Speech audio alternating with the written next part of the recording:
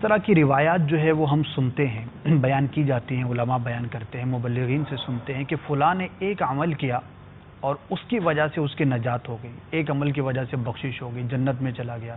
خواب میں زیارت ہوئی، پوچھا بھائی کیسے بخشش ہوئی، تو کہا کہ فلاں عمل کے سبب ہو گئی۔ تو جب کسی بھی ایک عمل کی قبولیت کے سبب سے نجات ممکن ہے، جنت مل سکتی ہے، بخشش ہو سکتی ہے، تو پھر اتنے سارے اعمال پر عمل کرنے کی کیا حاجت؟ ایک دو پر عمل کر لیا جائے تو بخشش تو پاسبل ہے۔ دیکھیں، کسی چھوٹے سے عمل کو سر انجام دیا اور بخشش ہو گئی، جی ٹھیک ہے، تو اتنے ساروں کو کیا ضرورت ہے؟ اگر وہ چھوٹا سا عمل کرنے سے بخشش نہ ہوئی تو ہم نے تو وہ واقعہ سنے نا کہ عمل کیا اور بخشش ہو گئی۔ صحیح۔ اگر نہ ہوئی تو کیا کریں گے؟ صحیح۔ بات یہ ہے کہ بندے کو خوف اور امید کے درمیان رہنا ہوتا ہے۔ ٹھیک ہے۔ امید ہوتی ہے کہ اللہ تعالیٰ چھوٹے سے عمل پہ بھی بخش دے، ڈر یہ ہوتا ہے کہ چھوٹے سے عمل پر بھی پکڑ لے۔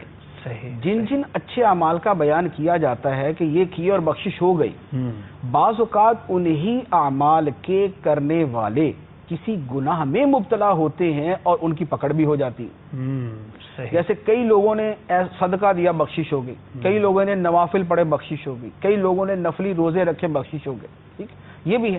لیکن یہ بھی روایت موجود ہے کہ سرکار علیہ السلام کے سامنے ایک عورت کا ذکر کیا گیا کہ وہ نفلی روزے بہت رکھتی ہے، نفلی نمازیں بہت پڑھتی ہے، نفلی صدقات بھی دیتی ہے، لیکن اپنے پڑوسیوں کو تکلیف دیتی ہے، فرمایا جہنم میں جائے گی۔ استغفر اللہ۔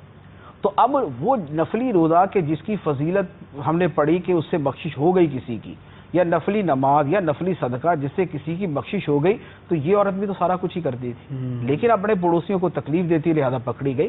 تو بات یہ ہے کہ صرف ایک ممکنات کے اوپر نہیں چلا جاتا، یعنی ہم واقعہ تو یہ بھی سنتے ہیں کہ جناب ایک بندہ ٹرک کے ساتھ ٹکرایا لیکن پھر بھی بچ گیا، صحیح، ایک آدمی آگ کے اندر کودا لیکن پھر بھی بچ گیا، تو اب اس ایک آدمی نے زہر کھایا پھر بھی بچ گیا، تو کیا مطلب کہ اس امکان کے اوپر زہر کھانا شروع کر دیں؟